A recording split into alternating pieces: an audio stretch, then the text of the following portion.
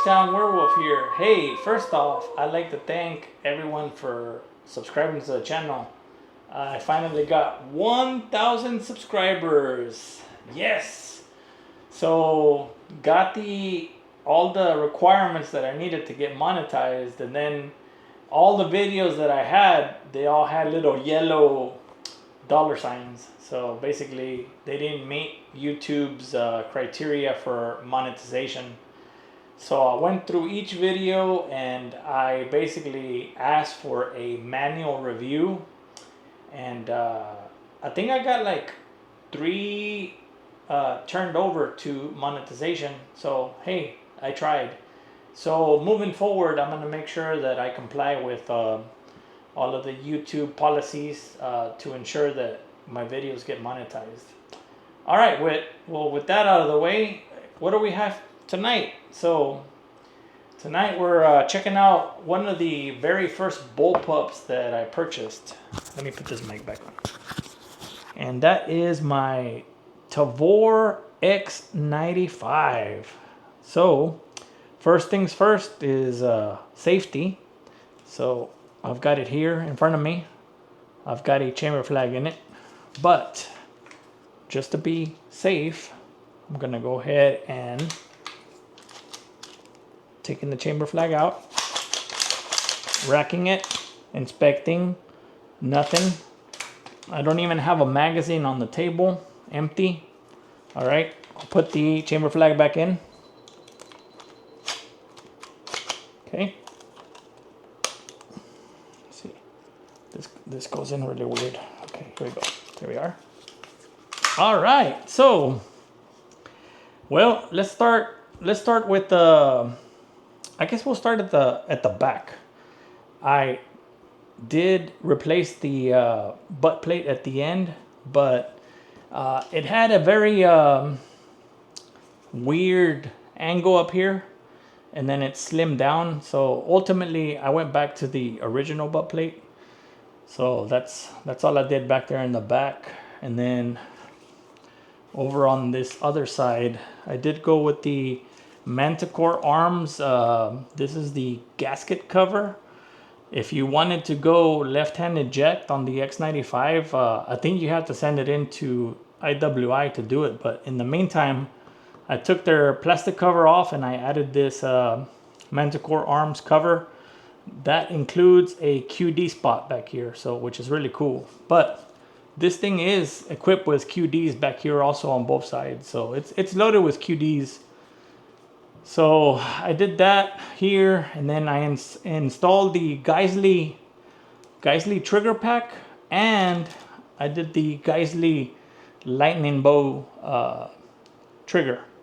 And I will say, if you have one of these, that would be the first upgrade to do to them, is to add the Geisley lightning bow and the trigger pack in the back. I also got rid of the cutlass. So the stock X95 has a cutlass here. So I like the pistol grip better, so I went with the pistol grip on it. So I've got a pistol grip on that. And then I have tried probably 2 or 3 hand guards for this thing, and I keep coming back to the original one. So this is the original hand guard, and then I just took the bottom panel off, and then I'm rocking a Bravo Company vertical grip. And then I am running a Enforce WML light on it. This lines up perfectly with the with my left hand. So with my left hand, when I put my hand on the grip, see where my thumb just rests naturally on the light. So I've got, and these are actually pretty cheap, these Enforce WMLs. The battery doesn't last too long, but they haven't ever given out on me, so I like them. And then while we're on that side, I did go with the, I think this is a Manticore arms extended charging handle. So let me put that this way so you can see. So it's actually, you can get 2 fingers on it pretty good. It's way better than the stock charging handle. And when you remove the side plate, which I had to remove this side plate off the Picatinny to add the WML light. It sits flush. Otherwise, it would be popped out a little bit. And I have seen people where, since it's popped out a little bit, it'll tend to do that while they're shooting. So I don't have any issues with that. And then moving on from there, in the front, I added a YHM brake. And this is proprietary to their ratchet style system. So the suppressors that I run, the YHM Resonator K, just snaps on. I'm not going to put that on camera.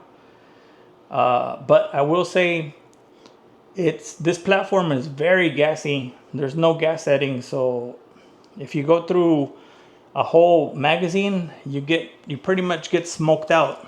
Smoke starts creeping through back here. You'll start getting all that smoke coming into your eyes. And so I would say this is probably of the bullpups. I have this one, and I have the AUG. I would say the AUG, I like it, the ergonomics and the way it shoots, and I like the way it feels better. But this one, man, this one to me it just has more space to add all your accessories. The AUG is very limited, but the aftermarket for the AUG is coming, so that's gonna change here pretty soon. All right, so on top, all I did on top was I added the EOTech EXPS2, I believe. This one doesn't have night vision, so the EXPS2, and that is on top of a Unity riser. So that's on a Unity riser, and they make a rail for the X95 that basically the rail is at the same height as this Unity riser, but I just don't like the way it looks. So it would be high all the way across. All the way across to here, it's a very high rail. So I'd rather just have this little portion of Picatinny here where the optic goes, because you can't hardly tell. It just looks like one piece versus having the really high optic rail throughout the whole process. And check this out. I'm still able to use the iron sights. So this is a quick detach, so I just have to pop that off, and I still have my iron sights. So a quick snap of the EOTech, take it off, and I can still use the iron sights.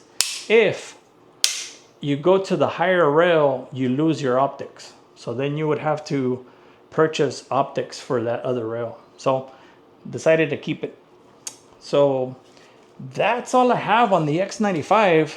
Let me turn this around, get this upper view on it. I will say this thing was plagued with accuracy issues at the very beginning. I have never had any issues with it. Again, it's a bullpup, so it's basically for close quarters combat, I believe. That's why it's, so short. They made it to where this has a full length 16-inch barrel. So it's a rifle, but since they move the action to the back and the trigger to the front, they're able to shorten the platform up. And so this is used quite a bit for close quarter combat. And so it's not meant to, the purpose isn't meant to be long range precision. I would say this thing is good, 300 yards. 300 yards, this is perfect. And I haven't had any issues with it at all. It's been working really, really good. So anyways, that's what I have for you guys tonight. This is a tabletop of sorts of the IWI X95. I will do some shooting with it. I'm gonna do that video later. I'm gonna try to see if you do these tabletop reviews, maybe these get monetized. I don't know, maybe when you start shooting, it triggers something in YouTube algorithm or something. But I just need to make sure that, you know, it's a safe weapon. Didn't even talk about, you know, the magazines. So I didn't talk about that. But this basically runs all the mags that fit normal ARs. So, but yeah, that's what I have for you guys tonight. Just a quick video on my Tavor X95. And the only regret I have on this is that I should have got an FDE one. At the time, they just had them in black. So if I get another one, it's gonna be the FDE color. But I also want to get the new Springfield, the Hellion. So I think my next bullpup is gonna be the Hellion, and I'm definitely gonna get that in FDE. So that's all I have for you guys. Sorry, not Springfield. IWI X95. All right, guys, that's all I have. I'll see you guys around.